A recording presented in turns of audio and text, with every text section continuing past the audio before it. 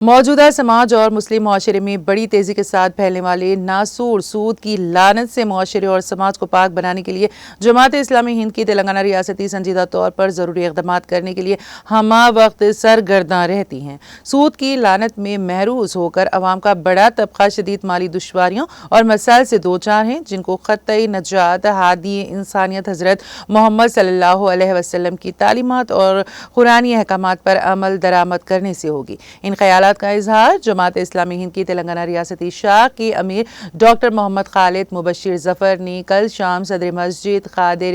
حلمیہ قریشی محلہ جمی کنٹا الحاج محمد ذاکر خان کی دعوت پر اپنے جماعتی دورے ضلع کریم نگر کے موقع پر حضور آباد اور جمی کنٹا میں منعقدہ کثیر عوامی اجتماعات کو مخاطب کرتے ہوئے کیا۔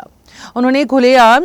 سودی کاروبار کے بڑھتے ہوئے رجحان پر اپنی گہری تشویش کا اظہار کرتے ہوئے اس کے تدارک کے لیے غیر سودی نظام کو متعارف کرتے ہوئے سختی سے عمل درآمد کرنے کی ضرورت پر زور دیا۔ ڈاکٹر خالد مبشر الظفر امیر حلقہ جماعت اسلامی ہند تلنگانہ نے اپنے خطاب میں کہا کہ سود کی لعنت کی مہازارائی کے لیے جماعت اسلامی منظم تحریک کے ذریعے سماج میں عوام کو باشعور بنانے کے لیے اپنا بہترین کردار ادا کرے گی۔ انہوں نے اعلان کیا کہ ضلع کریم نگر کے حضور آباد اور جمی کنٹا ٹاؤنز میں ضرورت اور مستحق افراد کو غیر سودی قرض جات فراہم کرنے کی غرض سے سیوا بینک کی شاخوں کے قیام کو جماعت اسلامی تلنگانہ کی ریاستی شاخ میں سنجیدگی کے ساتھ غور و خوض کیا جا رہا ہے۔ انہوں نے عوام کو اپنے محدود ذرائع آمدنی پر اکتفا کرنے اور سود کی لعنت سے بچنے کی ضرورت پر زور دیا۔ اس موقع پر Telangana state P C S C S T اور مسلم امپلائیز ویلفیئر ایسوسی ایشن کے ریاستی صدر محمد مجاہد حسین، ضلع کریم نگر کے جماعت اسلامی کے قائد مولانا محمد عبدالحی